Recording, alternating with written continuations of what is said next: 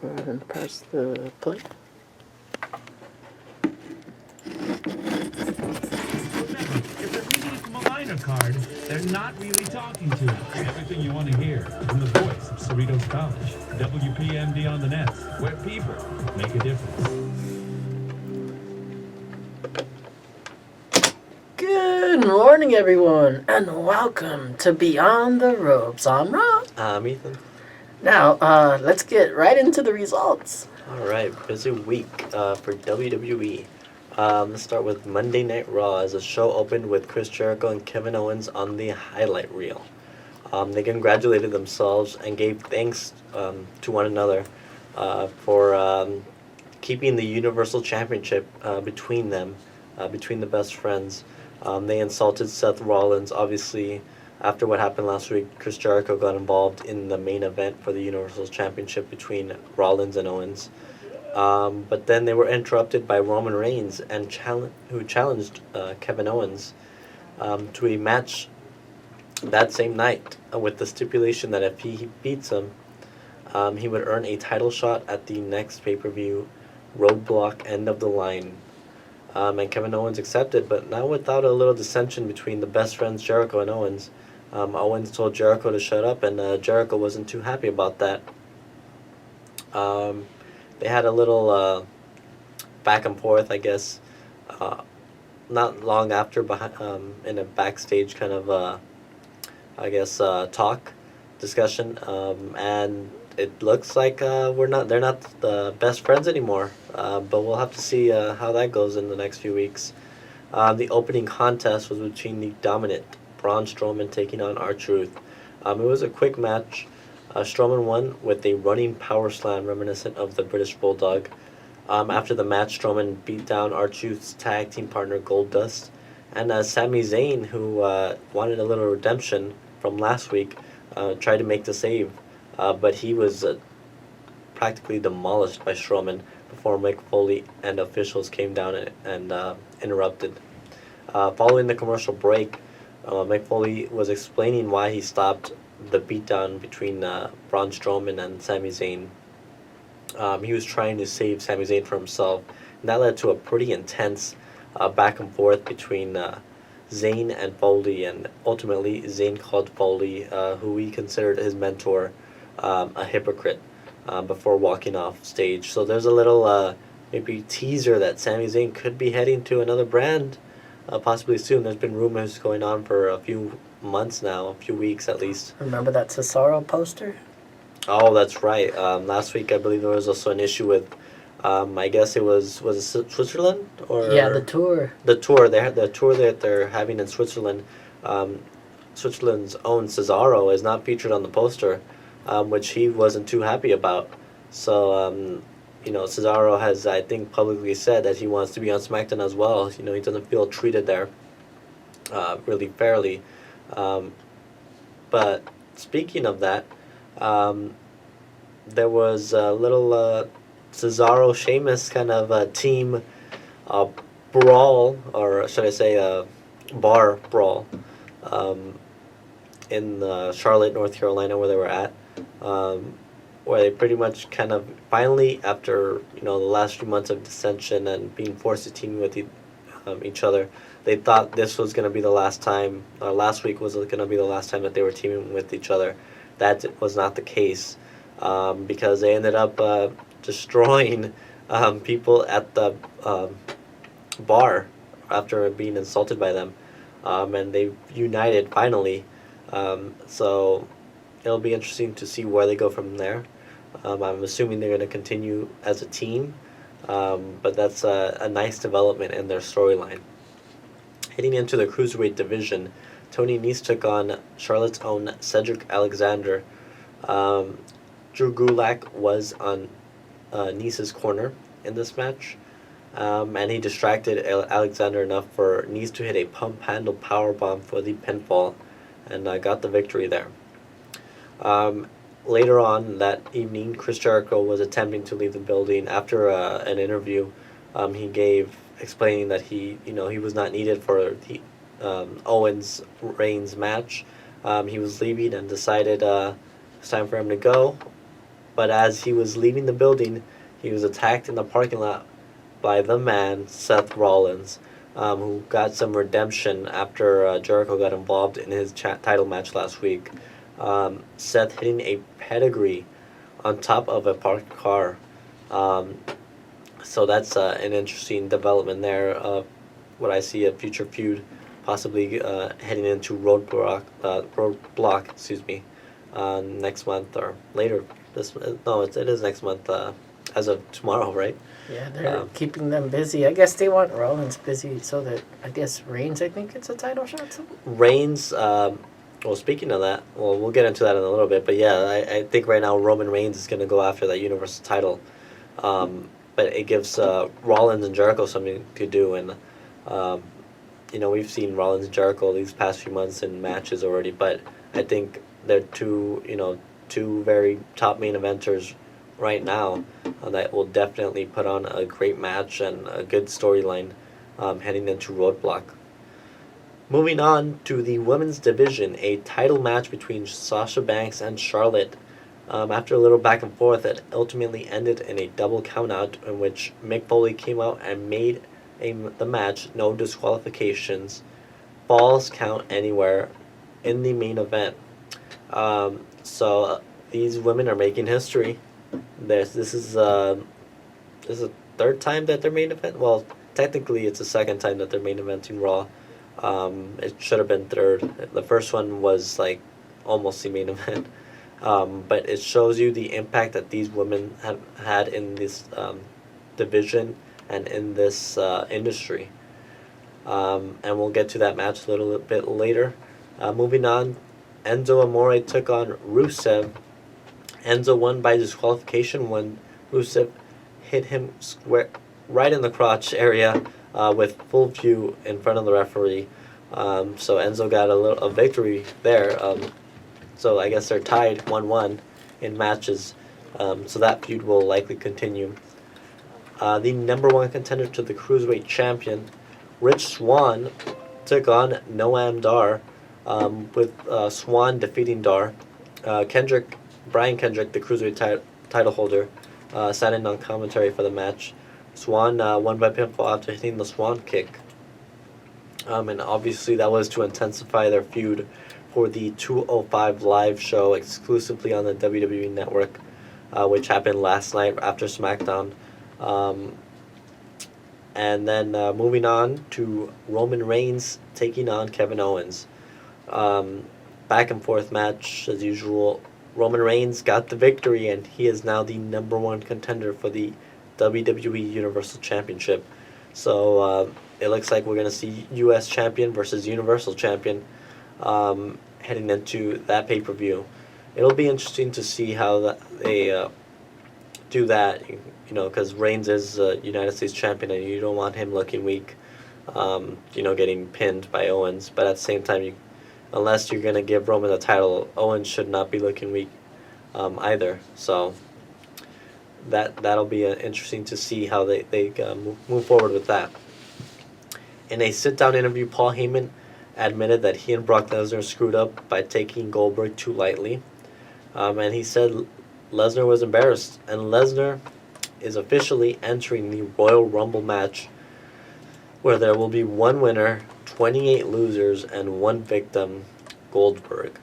So it looks like they're going to be continuing this Goldberg-Lesnar feud heading into the Rumble. I imagine them just both tossing the others like ragdolls easily. Yeah, that'll be interesting. This Rumble is going to be pretty big.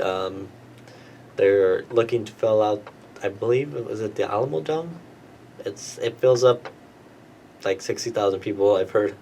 So they're definitely trying to get a large audience there. And it's going to be interesting when Goldberg and Lesnar possibly get in there. And now the tag team title match between the New Day and the Club. The New Day using some heel tactics once again, with Xavier Woods getting a roll-up on Carl Anderson with a handful of tights. And they retain their titles. But the poor, I don't know, have you seen that meme where they talk about Gallows and Anderson? It says something like, let them win one match, then have them lose 4. No, I haven't seen that, but I think this just will continue their feud. The New Day are just over 2 weeks from becoming the longest reigning WWE Tag Team Champions of all time. So I think that's what's going to happen. But again, it was turnabout's fair play because Carl Anderson was using Xavier Woods tights to try to win the match, and he got reversed on him. So it's, all's fair in love and war, right? The women's title match main event, Sasha Banks took on Charlotte Flair in a Falls Count Anywhere match. The first of its kind. Again, these women have made history, main eventing Raw, being in the first ever female Hell in a Cell, now Falls Count Anywhere. And now for the third time,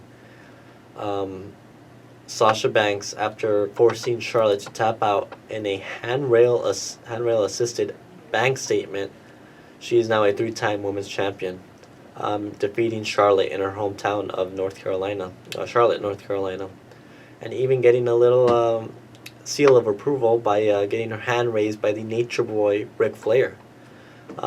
Sasha is undefeated in women's title matches on Monday Night Raw against Charlotte.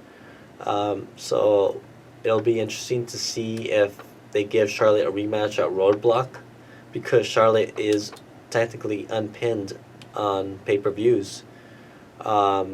So we'll see where they go from there, or if their rivalry ends. It looks like their rivalry seemed to come to a close last night.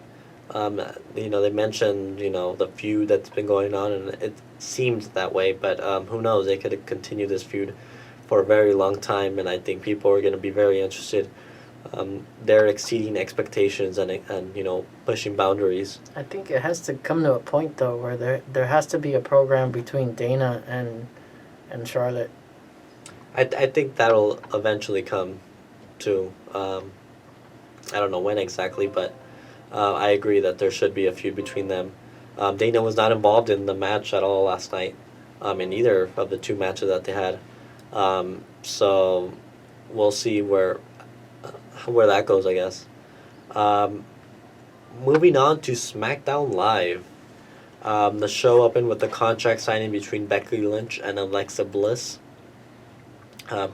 presented by Renee Young. Back and forth insults. Bliss insulted Renee Young. They both signed their contract, and Becky took a shot at Bliss, and they fought, and ultimately Bliss put Lynch through the signing table. So I believe it was revealed that it'll be a tables match. One of the first. There have been a couple, I think, of women's table spots and table matches. Usually table spots haven't worked out well for women that I can remember, because they're lighter than the men, obviously. Poor Mae Young. Oh yeah, well that one. I mean, that was from High Impact. That was off the stage. You're talking about Bubba Ray jumping off the stage, powerbombing Mae Young during the Attitude Era. Obviously, that we won't see that. In this era, well, who knows? If the women are having the Hell in a Cell matches and table matches, they probably will go to those lengths. But anyways, that's what we have to look forward to at TLC. Dolph Ziggler and Kalisto defeated Baron Corbin and the Intercontinental Champion The Miz via DQ after Corbin hit Kalisto with the chair.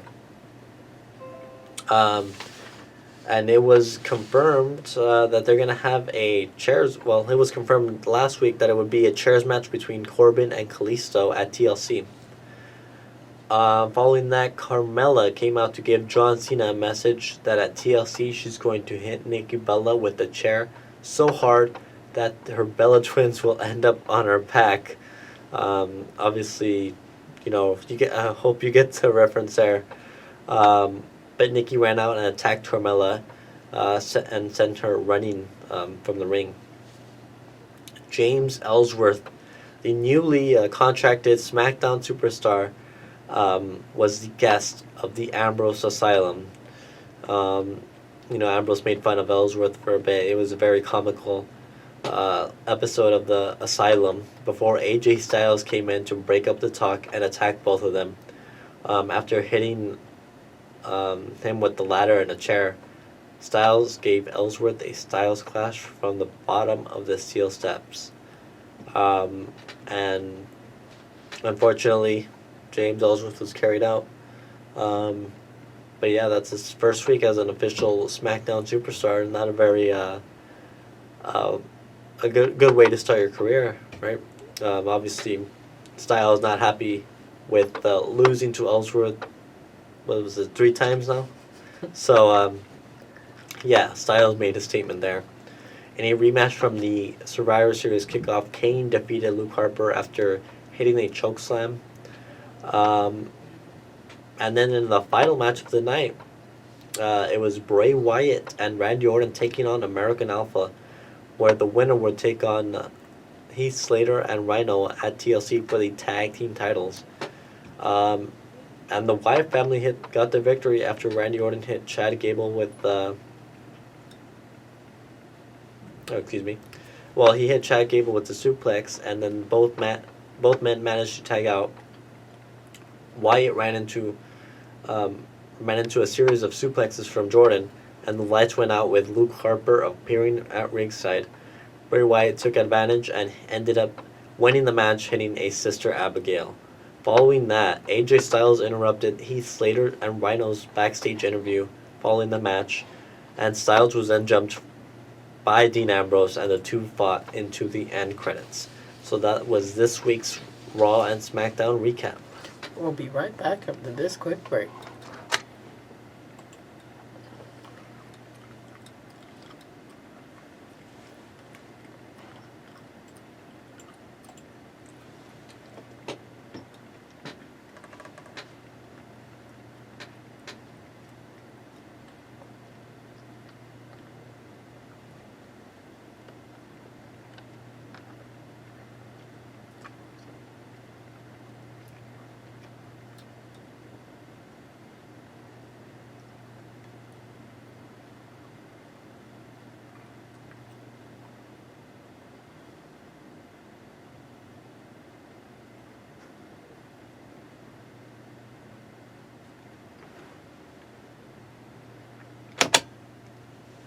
We all need to go to the financial aid line, but hate the waiting in the line there, right?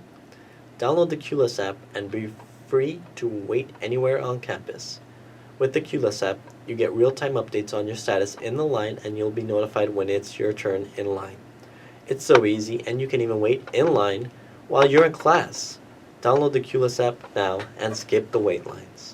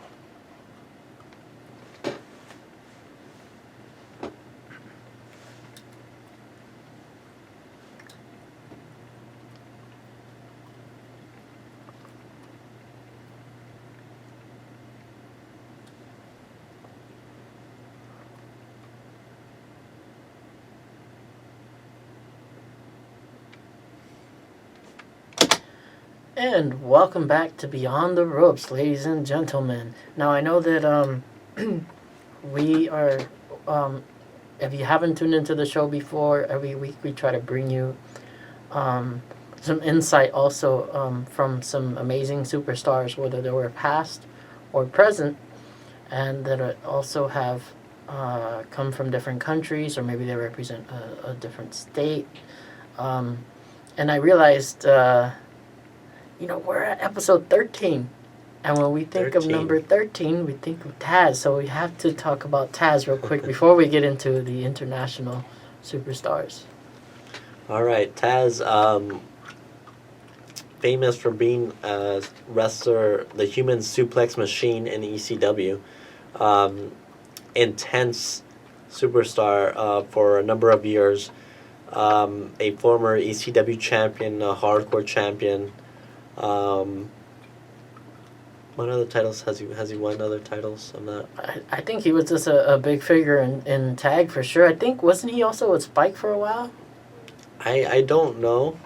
That was in WWE or in WWE.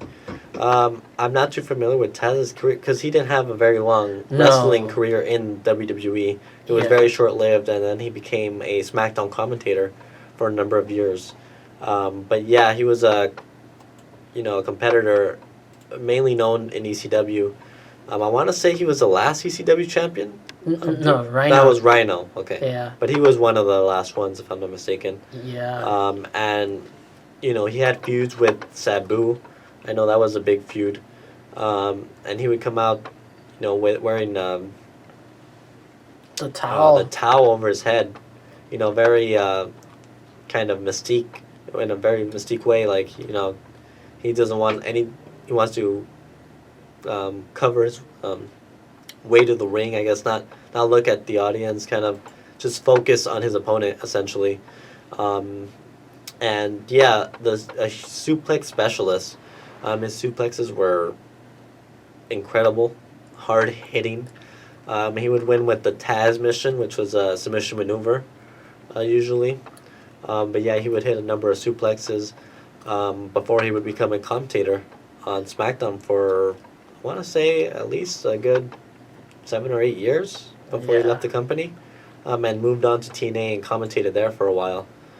He now hosts his own radio show, so it's called the Taz Show, I believe.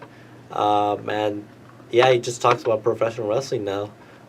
If you have the WWE Network, I have not seen it yet, but I would recommend seeing the real story of ECW that came out last week, and Taz is actually there, interviewed, along with Bubba Ray and Paul Heyman and Tommy Dreamer. But that's something to look out for. That's what he's been doing lately. But yeah, a very strong figure in ECW, a very hardcore wrestler, using, again, a hardcore champion, a multi-time hardcore champion, if I'm not mistaken. But yeah, he's known for his commentary in his later years of his career. Yeah, Taz is one of the few superstars who, I believe, his specific training, he trained in a dojo. Okay. And what was interesting about him is, we've mentioned before, in the days in the 90s, ECW was a much more smaller promotion, although we often talk about WWE just because it's simply the bigger organization that globally is televised in various countries. We do recognize here on the show, other promotions as well along the way, but in ECW, it was a smaller promotion, but did have a television deal, and Paul Heyman, he allowed you to basically express your creativity. Oftentimes in the bigger promotions, they were dictated based on like promoters and bookers, and they would tell you what to do, how to dress, everything like that. And in ECW, you could be your true self, or Paul Heyman would tap into some ideas. He'll probably be like, I notice you're strong in this, or your promos are great, why don't you start saying this, or whatever. He'll give you those tips you needed, and unfortunately, although he dominated in ECW and held his own belt that he even created, which we can't even pronounce what it stands for because this is, obviously a family-friendly show, but he had his own custom-made belt that, like we said before, self-proclaimed championships are for the sake of entertainment and to just increase viewers and ratings. But unfortunately, when he went to a bigger promotion, he again faced the fact that in the standard bigger companies, they want you to look a certain way. Basically, you have to look like power lifters. You have to look like those big old genetic freaks that they like to put in the category. Yeah. Taz was not one of those. He was a smaller guy and didn't look that WWE mold in the early 2000s. Nowadays, it's, WWE is open to anyone who has talent, But unfortunately, in that era, not many superstars could get over, being a smaller size and not looking like a superstar or what WWE considers to look like a superstar. Yeah, and he definitely is one of those figures that forever in history, when you look up on the library of the WWE, because WWE is known for buying like tape libraries of older promotions or the promotions that are going out of business, and he is definitely one of those unique characters because Taz, at first he expressed, obviously now he's grateful for having the opportunity to have been in WWE, but there was a time where he felt like, man, I really wish I could like control my own character, my gimmick on television and portray myself how I want to. But let's say even just the name Taz in ECW had one Z, but for some reason in WWE they told him you're gonna have two Z's in your name and you're gonna start wearing black and orange always. And he learned to embrace that now. Yeah, that's kind of what his colors are known for. What he's known for, the number 13 and obviously the orange and black, which has suited him for many years. It worked for his character. And he takes pride, oftentimes when they would announce him to the ring, they would say he's from the, Red Hood section of Brooklyn, New York, right? Yeah, I believe so, yeah. Yeah, so, yeah, he took pride in, growing up in a rough neighborhood, and the unique thing about Taz is, although you'll often see former superstars that have wrestling schools, he's very adamant that he wants people that have already been in the independent league so that he can just help you get to that next level that you need to already. He doesn't want, like, beginners in his particular... In fact, the school is called, I think, the Finisher School. Okay. Yeah. I don't know if it's still around, but I know that, he mentioned it, for years already about the Finisher School. Yeah. Now for the international people. All right. We mentioned him earlier, Cesaro, from Switzerland. He knows 5 languages, has been wrestling for well over a decade, not including WWE, well, in the independent scene as well as WWE. A former United States champion, a former tag team champion, currently in a tag team with Sheamus, someone who many consider to be very underutilized and underrated. I think, he's got that star potential and that charisma that not many people have, and in addition to that, he has incredible strength. Pound for pound, he's probably the strongest guy in the WWE today. That Cesaro swing that's become so popular over the years, where he would essentially just grab a guy by his legs and just swing him around the ring for a number of rotations. Extremely athletic. He hits springboard uppercuts. He jumps off top ropes. He's recently added the 619 to his moveset. He's done quite a bit in his WWE career, except reach down the mountaintop, which I know he's very adamant about getting. I have to ask you this because I'm not too familiar with what is it that he was referring to, but there's a meme associated with him now over a move that he says he refuses to do, and the meme has Ralph Wiggum from The Simpsons jumping out of a window. Oh, what is that? Oh, I don't know. It's a move now that he refuses to do in the ring. He refuses. I'm trying to think, but I think it might be the move where because I haven't seen it in a few weeks, but it's a move where he's probably reversing. So he uses his head and neck to go over the top rope and land on his feet on the apron. I think it's that one, because I know he messed it up a couple of times, but he did it when he does it right, it looks good.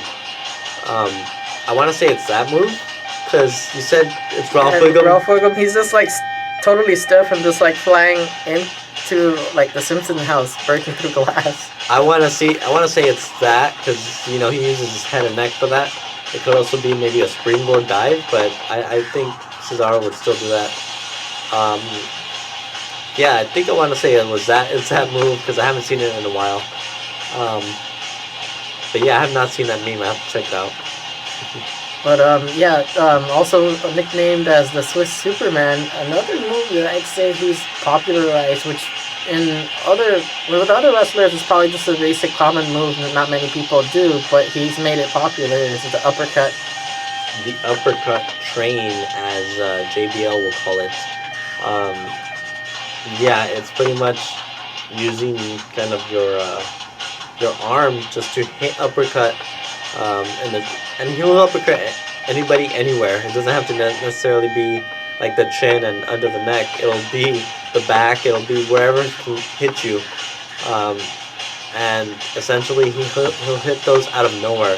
As I mentioned earlier, he'll do a springboard and then flip and then hit a spinning uppercut out of nowhere, and he'll just run all across the ring, all around the ring. He's been known to hit those uppercuts, knocking people out, and then winning matches with that. And it's pretty entertaining because I know what I like about even TNA when they have that moment where they tag you with someone that you don't really know or whatever. Mm-hmm. That literally happened with him and Tyson? Yeah, Tyson Kidd. Tyson Kidd. A few years ago, they were ultimately teamed together, and they created a pretty strong tag team. They ended up winning the WWE Tag Team Champions, and even had a WrestleMania match where they retained them. Unfortunately, soon after, Tyson Kidd got injured, very serious injury, and Cesaro kind of went back on his own for a while before getting a tag team with Sheamus. And it's pretty cool because, just like we mentioned last week, I believe. Yeah, it was last week, the Hollywood Blondes. That's right, last week. So it's interesting because they really bonded as friends, and they created like the way they would match in the ring, like each other's home country. That's right. Yeah. They had a matching shirt as well that had both the Canadian flag and the Swiss flag. But yeah, their gear was similar, very much the same. They would wear BTE, which I believe was best team ever. And headphones. And they would walk out with Beats headphones to the ring, listening to music or something. They wore those armbands, those long armbands, and they would have like each other's names on it too, along with the BTE hashtag BTE. And even Cesaro picked up the sharpshooter from Tyson Kidd, which we still see Cesaro use today. I mean, he used it last week in the title match, so it shows that how close they are as friends, and what an incredible team they were together. Now for Bulgaria, a great, strong powerhouse superstar. Rusev, very dominant superstar. Trained by Rikishi, the WWE Hall of Famer, in his school right here in Southern California. I've been to that school actually for a freak show, wrestling show, and the ring, it's very old school kind of. It's just one ring, and that's where he trained, and that's where Rusev trained before heading to WWE. Starting off in NXT with his manager and now wife Lana. Rusev was dominant in NXT back then, being named Alexander Rusev, before just going as Rusev. Went on to become undefeated for a very long time. Along the way, defeated Sheamus to become a United States champion. Faced off against the likes of John Cena at WrestleMania.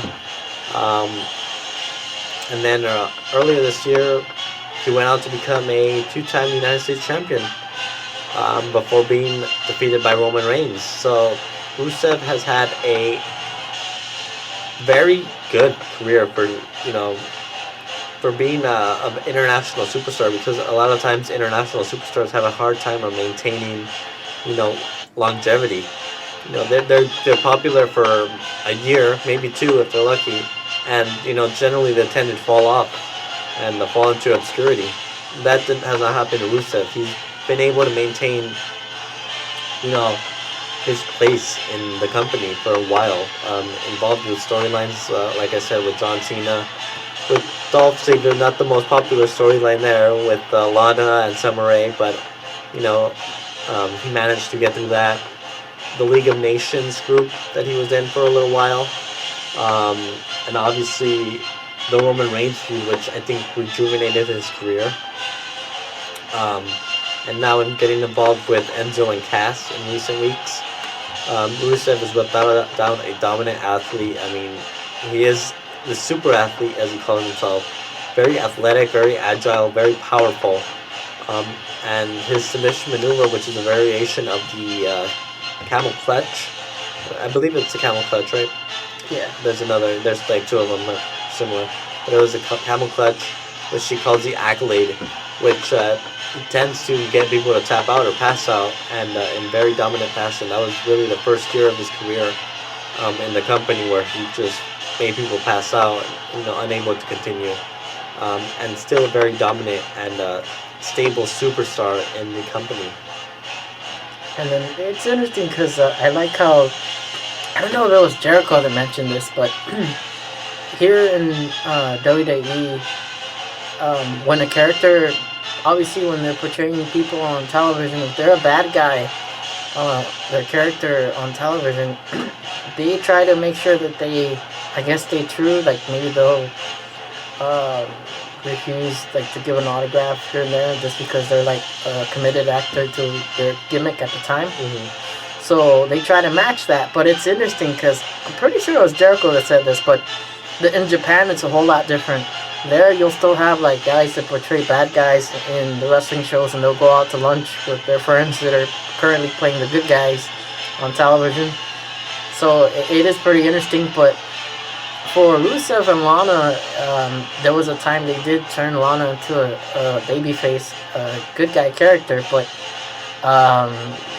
TMZ, when they broke the news about their engagement, when on television they supposedly split, storyline wise, it kind of messed things up. It, for a few months, it kind of left Lana off of television, and it kind of led a very awkward, abrupt ending to the storyline between Dolph Ziggler, Summer Rae, Rusev, and Lana. And like I said, for a little while, Rusev was kind of very stagnant before heading into the League of Nations group. But yeah, it was an abrupt ending, but they were able to pick up, that relationship once again and continue on as a manager superstar duo. Obviously having a personal relationship with one another. That bleeded into the feud with Roman Reigns. Around that time they got married, and it led to an intense rivalry between him and Roman Reigns for the United States Championship. And yeah, that very rare are you able to see that, because these superstars, they have personal lives, but they're not really supposed to be, if they want you to be separate from them, they want to keep it separate. They don't want to give away, like, hey, we're dating or not, In this day and age, it's kind of hard to do that with social media and all that, but especially in that particular storyline, when they were against each other, they hated each other, it worked against them, but luckily they were able to get back on track, along with keeping their relationship intact and being able to move forward storyline wise. And today, I think either when you're a good guy on television, you have to make sure the fans are behind you. If you're selling merchandise, if you have kids that are fans of you and you're doing well merchandise wise, sometimes the higher ups in the company will keep you up. Same thing goes for being a bad guy. You have to make sure that the crowd does not cheer for you. And I think this has come to the benefit of Rusev, where they kind of compare him and Lana to, I don't know if you guys seen Rocky IV, but, they're compared to, like, those... Drago and his wife. Yeah. So that's really something. But Rusev also is part of that small group who actually wrestled with no shoes on for a while. That's right. Along the way, Rusev, his very first year in the company, wrestled without shoes on. He wore tape around his feet. But, it made him stand out, made him different. But he got injured like that. He got an ankle, I think, break his ankle or was it like a fracture? I don't remember. He had to wear this big boot, I think. Yeah, but he was. It was during that Dolph storyline last year, just over a year ago actually. And yeah, he was. I mean, he was wearing the cast or the boot, and following that, he obviously wore boots moving forward. But yeah, for a while, it made him a unique athlete. It made him a unique wrestler, something you don't normally see. Plus, they benefited with the jokes for a while. It gave more fans attention on him, saying, "Oh yeah, you were really stinking up the audience before." That's Just right. playing around with him. Yeah, that's right. I totally forgot about that, but that's very true. And this next international superstar is from the past, but it doesn't mean that he's not in the business. Oh, you're gonna have to leave this one. Oh, okay. I don't know a whole lot about Alex Wright. I've heard of him, but I'm not too familiar. Well, for one, he's been in the video games. Oh, okay, in the WCW ones? Yeah. Okay, I have WCW Thunder for PlayStation 1. Remember that dance that he was known for? He's always, I was always like, how come there's this taunt that you can use for superstars? And it turns out he was the one iconically known for that dance. Oh, really? Yeah, and, basically Alex Wright was a young German kid he came to WCW and he found stardom. Although, WCW went out of business, he was known for his athleticism. And, at the time, when big promotions were like, oh, well, we only want the big, muscly people that are, like, power lifters, WCW at that time was the showcase in which you can go and be a big star as a little guy. Mm-hmm. And they were the pioneers at the time, WCW, with the Cruiserweight division.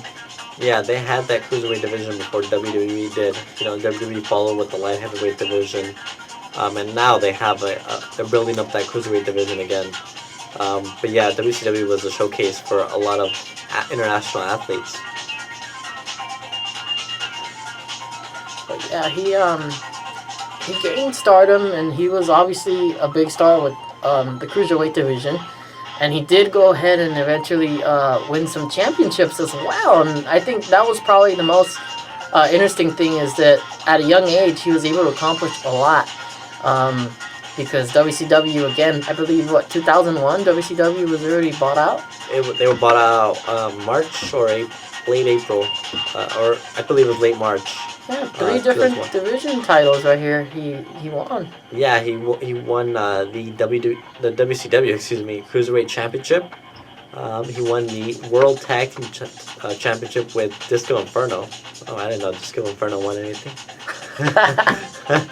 And the WCW World Television title one time. So I forgot that WCW had a television title for a while. But yeah, he won that title. And went against legends like Ric Flair. We're watching here, watching a video package here. He went against some of the best. And those German suplexes, though. And that springboard, or that crossbody kind of backflip maneuver that we're so often seeing. We didn't really see that much in those days, so we kind of in a way innovated that. 1995 Rookie of the Year. Wow.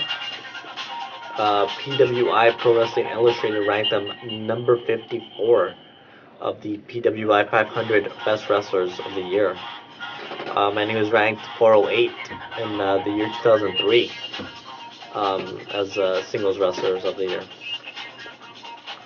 But the interesting thing about him is, some of the wrestlers, and you often hear this in the heyday of wrestling, especially the 90s, was the big money-making era, and the bit of the late 80s, Hulk Hogan's era. Mm-hmm. Some wrestlers, they partied a lot, they spent their money extravagantly, but it was a great thing when those that saved their money. Yeah. And lucky for Alex Wright, he started his own promotion, so that is very impressive. He started in Germany. Oh, all right. Yeah, a lot of superstars, when they branch out, they either like to start a wrestling school or, in some cases, their own promotion. That's good for him as a way to kind of exceed just being a wrestler. Be kind of a leader of your own brand. His retirement. After WCW, he kind of just fell off television. Um, and at the time he was signed with AOL, and after WCW kind of was bought out, nothing really happened. Um, and he went on to go, wrestle for German wrestling promotions for a little while. And after that, he worked as a banker and a fitness instructor, and he ultimately opened his own wrestling uh, school called the Right Stuff. Nice fit with his name in Germany. So in 2009, he started his own wrestling promotion called New European Championship Wrestling, um, with NEW as kind of the acronym for it. Um, but yeah, it's still happening these days. I'm trying to look that up. Yeah, it's pretty interesting though to know that he continued on, and I mean again, he is definitely one of the most iconic German wrestlers who found stardom here in the United States. Yeah, absolutely. And yeah, as of May 2016, he was still very much in his wrestling promotion and the own YouTube channel. Oh, yeah, check it out. Called Showdown. So that's something to check out if you want to look at and see how he's doing these days. But yeah, that's not bad though. I mean, you could still, again, go to the old WCW video games and you could see what we mean by that dance that for some reason he always did in the ring. If you have the WWE Network, I'm sure you could just search up Alex Wright and you'll find loads of videos and content for him. They have a lot of WCW content there in their library, so definitely check that out. YouTube is always a good way to find stuff. You're listening to his theme music now, so that's on YouTube. So you can search up that. You can see the video package of him hitting those flips and those German suplexes. But yeah, that's Alex Wright. Yep. And so next week will be pretty cool. Also, again, we try to get a mixture of people, and again, not only will it be present people, but sometimes we'll go back to the past. And obviously, with our show, we'll try to cover like legends in the industry, and we covered one famous family already, iconic family from Canada who found success in the United States in wrestling. Next week, oh man, the lineage that The Rock has, we'll get into that, his amazing historical family. Oh, I'm gonna have to do some research on that. Like everyone that comes in that's Samoan is related to The Rock in some way. A huge Samoan dynasty. We're gonna need like a month full of episodes to cover that. And Haku. Yeah. Oh my. Yeah. You mentioned current day Roman Reigns, the Usos, Nia Jax, Tamina, Umaga, Rikishi, somehow related. The Wild Samoans. Right? The Wild Samoans. They're all kind of related in some way, even though they might not be directly related. Snuka. Wow. Rocky Johnson, who's not Samoan but is The Rock's father, who was the one half of the first African American tag team champions, I believe, in the WWE. The great chief Peter Maivia, the great high chief Peter Maivia, who I think was kind of the first Samoan really to kind of start that lineage of that family. Who else? There's a lot. I know. It's going to be a jam-packed show. In fact, I think The Rock would have to have his own show separately. Oh, I don't know. The Rock definitely needs his own show separately. I don't know why we haven't done that. We should, yeah. But sometime. But yeah, just a lot to discuss next week. Yes. Do we have time to do quick predictions for TLC? Yeah. All right, TLC. I don't have the match card with me because I totally forgot TLC is this weekend. But it's okay. We have the women's championship match between Becky Lynch and Alexa Bliss in a tables match. Oh, man, I wish Alexa Bliss would win. That'd be cool. I want Alexa Bliss to win. I'm picking Alexa Bliss. Who do you have? Yeah, definitely Alexa. You're going with Alexa too? Yeah. All right, we'll see if they surprise us and give us that victory, because I think Alexa's really good as a heel right now. I think she's on top of her game, and I think Becky will eventually get it back. She's definitely kind of the face of SmackDown right now, and kind of leading that women's division for SmackDown. So I believe Alexa Bliss, we need to see that heel women's champion. Baron Corbin versus Kalisto in a chairs match. I'd rather a no contest or Kalisto wins. Okay, so who do you got? Are you saying Kalisto? Yeah. You're going with Kalisto, okay. I'm going to go with Baron Corbin on this one. I think there's strong potential in him. I think they're trying to build him up. I think losing to Kalisto, realistically, he could lose it because it is a chairs match, and I think Kalisto can pull that off. But I'm going to have to go with the dominant Baron Corbin. I feel like they're going to build him into something huge. They're going to try and build him to that main event level within the next year. So I'm going to go with Baron Corbin. Moving on, are we seeing the Intercontinental Championship match on the line? Is that what I see? Mm-hmm. All right, so it's going to be The Miz versus Dolph. Does that have a stipulation? I don't know. Just the ladder, I think, right? Or the whole TLC. I want to say it's a ladder match. Does it say any information when you click on the link?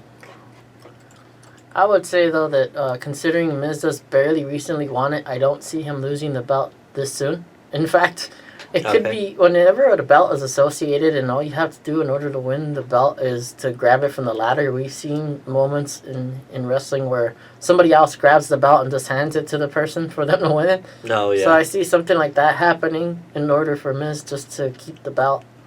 All right. So it is a ladder match. All right, cool. So you got The Miz? Mm-hmm.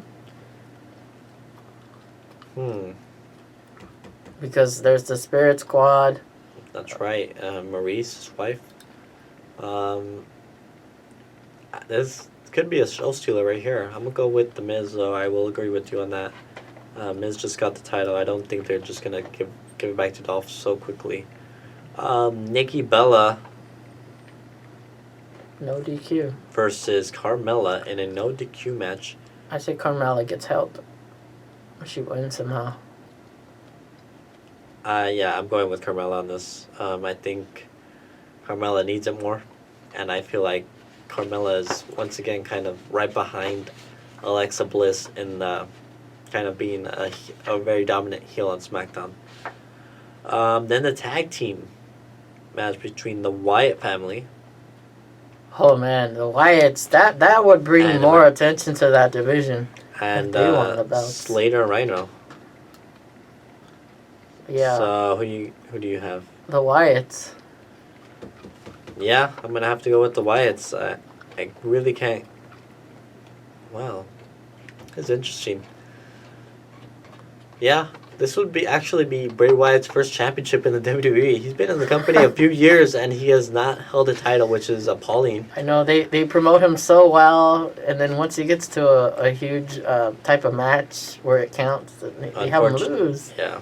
So. And yet they build him so strong, saying he's the eater of worlds and stuff like that. And yeah. The champions Slater and Rhino have hardly been on SmackDown television in recent weeks, so I think that you're right. It's gonna build, prominence to the tag team division. I think the new Wyatt family are going over.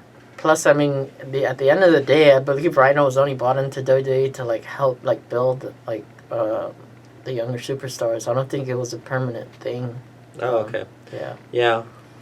Then the main event in a tables, ladders, and chairs match between AJ Styles and Dean Ambrose. I'd rather have the phenomenal one keep the belt for as long as possible. Yeah, I'm going to have to go with you on that. I think we only disagree on one, which is the Baron Kalisto match, so we'll see how that goes. But yeah, that's our TLC predictions. And we'll look back on that next week and see how it ended up. Well, ladies and gentlemen, this concludes this episode. Are we tapping out? Yeah. Are we gonna delete this episode? Oh wait, no rope break here? Oh no. Alright. See you guys next week. Ring the bell. Ding ding ding.